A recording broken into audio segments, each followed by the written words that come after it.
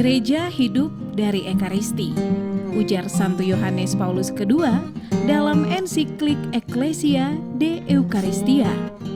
Di mana misa dirayakan, di sana persekutuan umat menjadi hidup dan berkembang.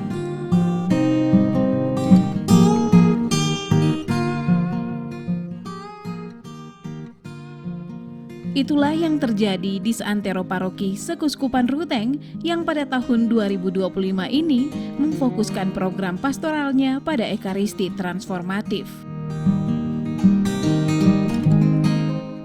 Untuk melihat dinamika kehidupan umat yang dijiwai oleh Ekaristi, serta untuk mengukur progres program Ekaristi transformatif pada caturwulan pertama, Puspas Kuskupan Ruteng melaksanakan monitoring di 3 kevikepan, yaitu di Kevikepan Ruteng pada tanggal 29 April 2025, di Kevikepan Reo pada tanggal 6 Mei 2025, dan di Kevikepan Borong pada tanggal 9 Mei 2025.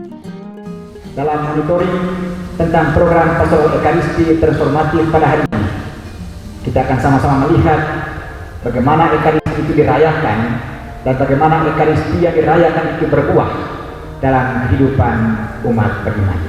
Nah, itulah pentingnya program. Program adalah apa yang kita buat supaya Ekaristi itu sungguh menjadi transformatif, menggerakkan, membaharui kehidupan.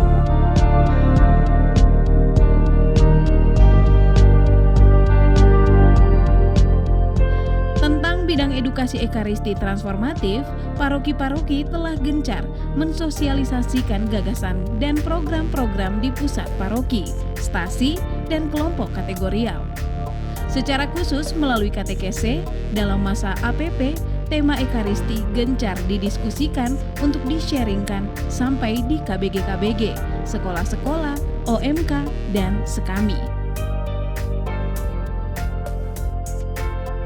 Bahkan beberapa paroki menggunakan media digital untuk sosialisasi seperti website paroki, Instagram paroki, Facebook paroki, dan TikTok paroki.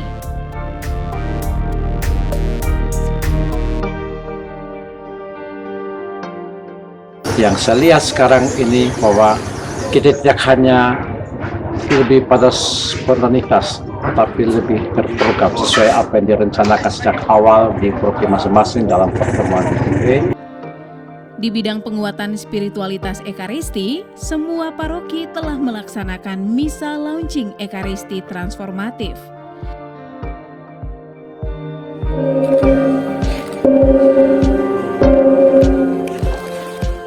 Demikian pula Ekaristi rutin, misa hari Minggu, misa harian, misa perayaan sakramen, misa kematian, serta votif lainnya dirayakan dengan lebih intensif, hikmat, partisipatif, dan penuh sukacita.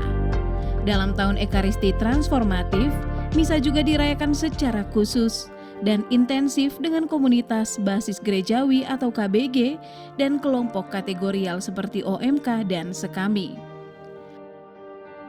Selain perayaan misa, juga digalakan devosi seperti adorasi Ekaristi untuk semakin merasakan kehangatan cinta Yesus Ekaristi dalam hati umat beriman.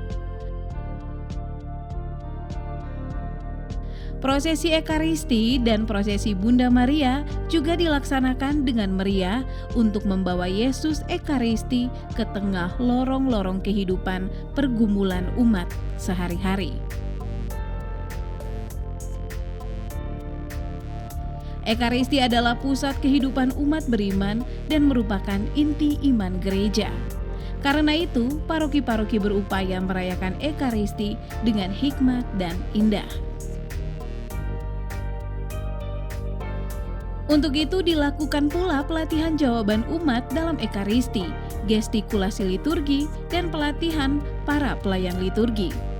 Melalui Ars Celebrandi ini, gereja mengekspresikan keindahan perayaan Ekaristi. Melalui keindahan, orang juga merasakan kasih yang merupakan semangat utama hidup Kristiani, ujar Paus Benediktus ke-16 dalam surat Apostolik Sacramentum Caritatis. Dan menurut dia itu sangat penting karena justru dalam estetika itulah kita menemukan inti dari iman Kristiani, yaitu kasih. Kasih dan seni itu identik. Ekaristi bukan hanya perayaan liturgi di dalam gereja, tetapi mesti mengalir membasahi kehidupan manusia yang gersang dan sengsara, serta melindungi dan merawat ibu bumi. Karena itu, paroki-paroki gencar melakukan kegiatan-kegiatan baksos untuk membantu dan menguatkan ekonomi keluarga miskin dan sengsara. Demikian pula di banyak tempat dilakukan ekaristi ekologis berupa penghijauan, penanaman pohon di sumber-sumber mata air, penataan taman dan kebun, serta gerakan kebersihan.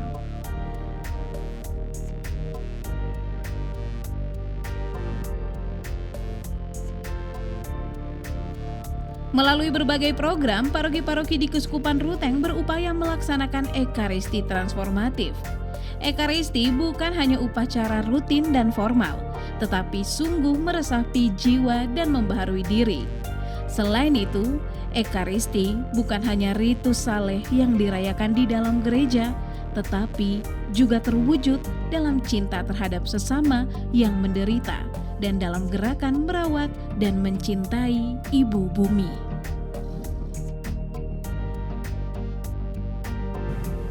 Jangan spontan, itu monitoring yang lebih sistematis. Direncanakan kapan itu dibuat sehingga seluruh data entah kuantitatif atau kualitatif itu akomodasi dengan baik sekali. Ada 3 bidang besar yang kita mesti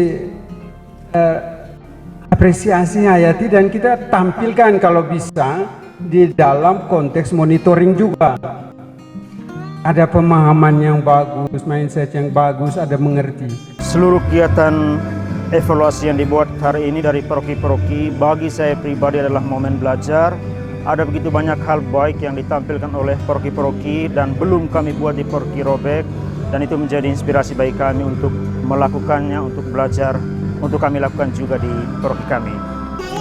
Tahap pertama ini untuk kami yang di KVK Pantril saya lihat luar biasa dan memberi laporan yang bagus sekali dari setiap paroki sehingga bisa diketahui bahwa kegiatan untuk ke tahap-tahap awal mulai sosialisasi dan lain-lainnya itu berjalan dengan baik di paroki-paroki yang ada di KVK Pantril ini. Sangat luar biasa karena keterbukaan para pastor, kerja keras dan perjuangan serta komitmen yang tulus sambil tetap mentransformasi diri sebagai imam dan sebagai pastor. Para awam juga mengambil bagian sangat aktif di dalam monitoring dan evaluasi tahap pertama ini. Oleh karena itu kita berharap bahwa ini menjadi energi dan kekuatan dan bahan baru untuk evaluasi dan monitoring tahap berikutnya. Mudah-mudahan Roh Tuhan tetap memberi kita kekuatan dan kegembiraan. Kita selalu dalam lindungan Tuhan yang Maha Kuasa. Salam Ekaristi. Haleluya! Puji